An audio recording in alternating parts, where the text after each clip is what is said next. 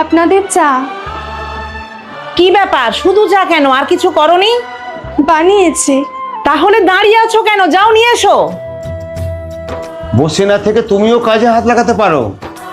মা 10,000 টাকা দেবে, শপিং এ যাব। দাঁড়া আনছি। দিয়া, বড় তো হয়েছিস, একটু বুঝে শুনে খরচা কর। তুমি একটু চুপ করো তো, তুই নিয়ে যা। থ্যাংক ইউ সো মাচ মা। মেয়েকে প্রশ্রয় দিয়ে মাথায় তুলছো কিন্নি, পরে কিন্তু পস্তাবে। আপনার ছেলে তো বাড়ি নেই, আর আমার থাইরয়েডের ওষুধটা শেষ হয়ে গেছে, তাই যদি কিছু টাকা দেন ভালো হয়। ননদের কথা শুনতে পেয়েই নাটক করতে চলে এসেছো। শোনো, তোমাকে দেওয়ার মতো আমার কাছে একটা পয়সাও নেই। বাবা, মায়ের একই বিচার, দিয়া যখন যা চায় ওকে দিয়ে দেয়, কোনোদিন একটা প্রশ্নও করে না। দিয়া হচ্ছে আমার নিজের মেয়ে, তাই যত ইচ্ছে খরচা করতে পারে। ওর সাথে নিজেকে তুলনা করো না।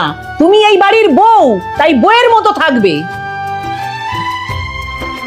কেঁদো না বৌমা, তোমার এই বুড়ো ছেলেটা এখনো বেঁচে আছে, কোনো চিন্তা নেই। এই নাও।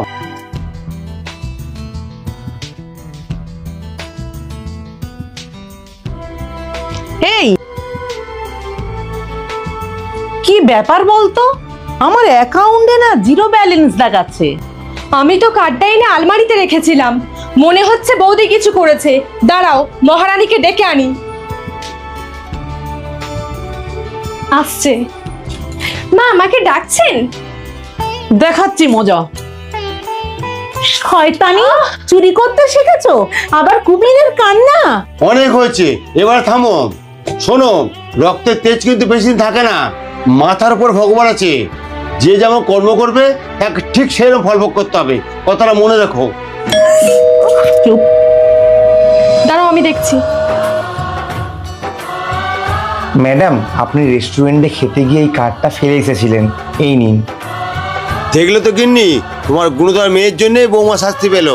আমার মা নেই, তাই কোনোদিনও অসম্মান করিনি, নিজের মায়ের জায়গায় বসিয়েছি। আর আপনি আমাকে চুরির বদনাম দিলেন। আপনার ছেলে যখন চাকরি সূত্রে বাইরে যাচ্ছিল, আমাকে নিয়ে যেতে চেয়েছিল, কিন্তু আমি রাজি হইনি। কেন জানেন? শুধুমাত্র আপনাদের কথা ভেবে।